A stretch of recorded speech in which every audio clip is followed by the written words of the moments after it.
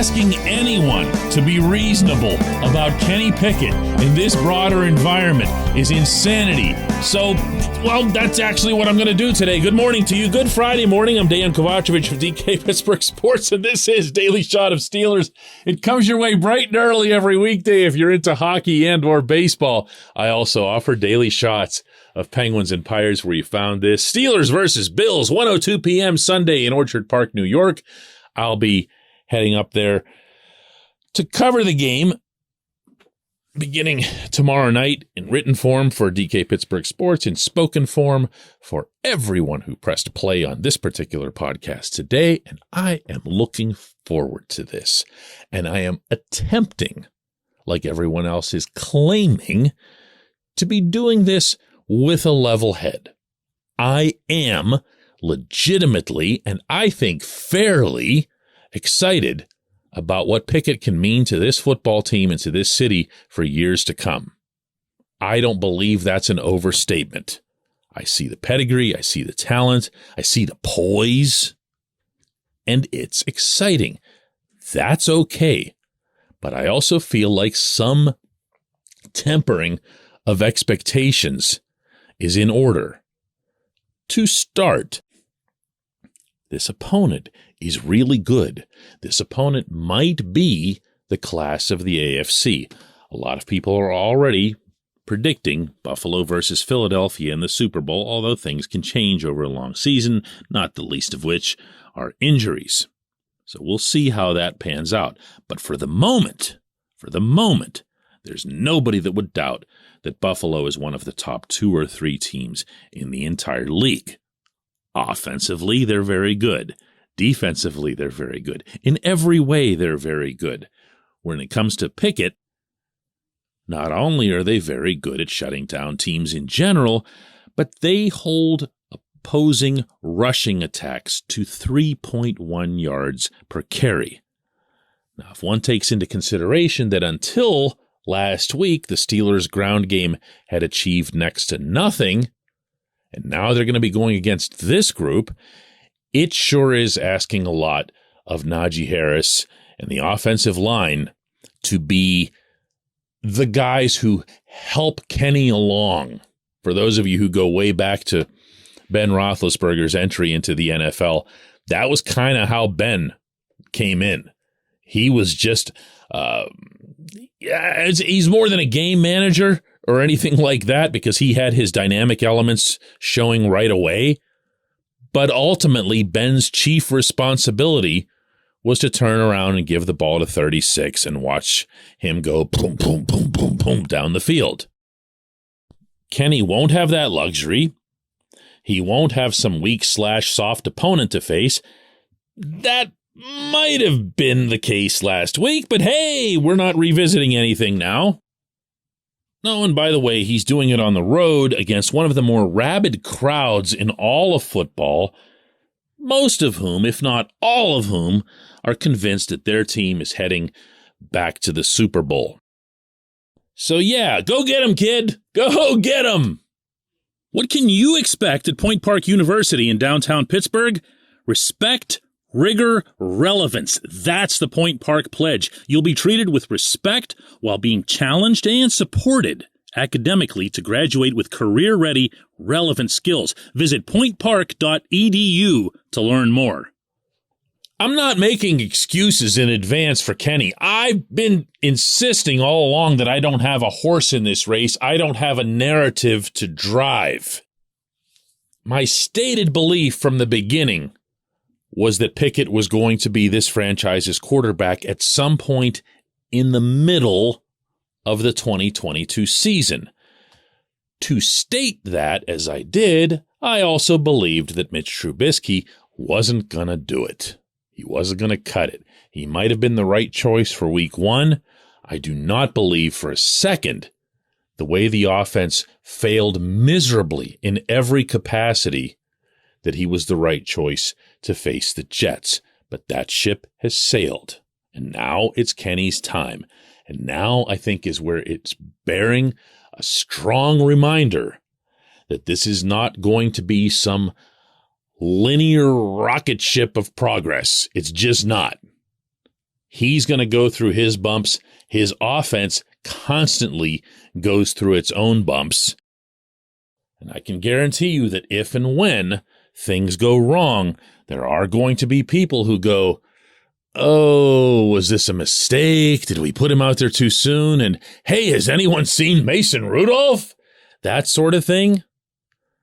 Don't do that. Don't go there. This is Pittsburgh's quarterback now and into the foreseeable future. He is what you're hoping he'll be. He just might not be that right away.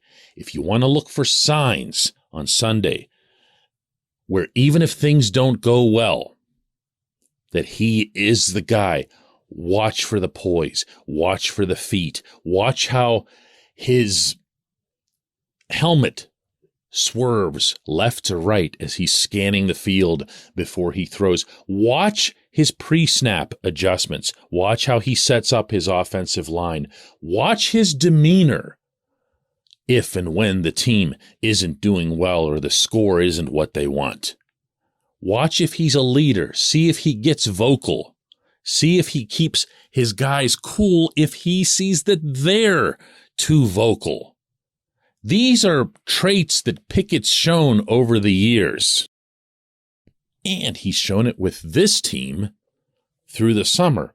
Hard comparisons to make, I know. College football and the NFL definitely aren't the same. Neither are OTAs and training camp and everything else. But his personality is his personality. And if you've heard the way he's spoken about this matchup, about the way he's embracing this challenge that's ahead this weekend, try to take as many factors in as possible without making excuses for him, without feeling like you've got to defend him as if it's a political stance or something. If he throws a bad ball to the sideline that costs a team the game, as he did last week against the Jets, hey, acknowledge it. It's there. Everyone saw it. Big deal. Move on. Move on. This kid's good, and he's going to be even better than whatever it is that you're going to see in Orchard Park this weekend. When we come back, J1Q.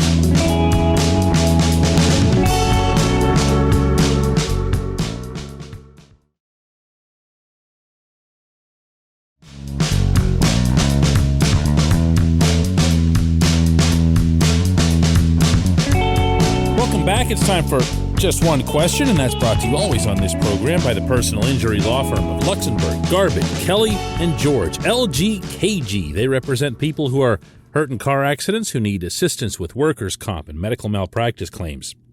The attorneys at LGKG have been designated super lawyers, capital S, capital L, for the past 15 years. And yes, that is a real thing. The super lawyer designation is reserved for the top 5% of all attorneys in Pennsylvania. Learn more about them at lgkg.com or by calling 888-842-5454. Today's J1Q comes from Victor Lemus, who asks, hey, DK, do you think the Steelers should give Miles Boykin a shot and sit Chase Claypool? I think Claypool's hands would have had that catch last week had he really used his size, not the way that he shrinks, the way you've described it, and I totally agree with you. I'll tell you what, Vic, I appreciate the question. I appreciate the spirit in which it's asked. If I sound like I'm about to give you some kind of cringy response, I am, and it's not aimed at you.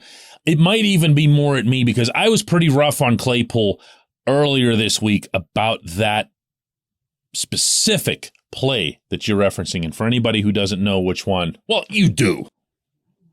And I've made my stance on it clear. However, I've made another stance, I think almost as clear, but maybe not, and maybe I didn't punctuate it enough, that play really comes down more to Matt Canada than anything else, because why are you taking this player, Claypool, who's become, I think, pretty good at being a slot receiver and showed himself, especially in Cincinnati, to be an effective weapon in that regard? You could get him the ball quickly. He's good at running crossing patterns, quick slants, and he'll get some extra yards out of it. That's nice. Okay, no complaints there. Also, they ran him a lot out of the backfield on those end arounds. You know what I'm talking about? And those weren't great, but they were okay. They were something. They were 4 or 5 yards a pop, and you'll take that out of any running play regardless of who's running the ball. So why are you throwing deep to the guy who keeps showing you again and again and again? He wants no part of it. He can say he does, but his body language is very, very different. So even though I somehow made it through that first segment today, without bringing up that Canada will probably be the guy, no, not probably, definitely be the guy who bears all of the blame from everybody, probably me too, if and when things don't go well Sunday in Orchard Park for Kenny. It's all going to be about the coordinator. All of it. All of it. And again, I'm not saying it'll be wrong. It might be dead on. But let's remember that was a big factor in the Claypool thing, too. So, no, I would not have Miles Boykin in that position. Claypool can help you where he was. You know who I'd have in that position? Yeah, George bleeping Pickens. Stop overthinking this stuff. How does a coordinator get gifted from the football gods a Pickens in the second round and then say, we'll get to him when we get to him? I appreciate the question. I appreciate everyone listening to Daily Shot of Steelers. We'll have another one Monday morning after the big game.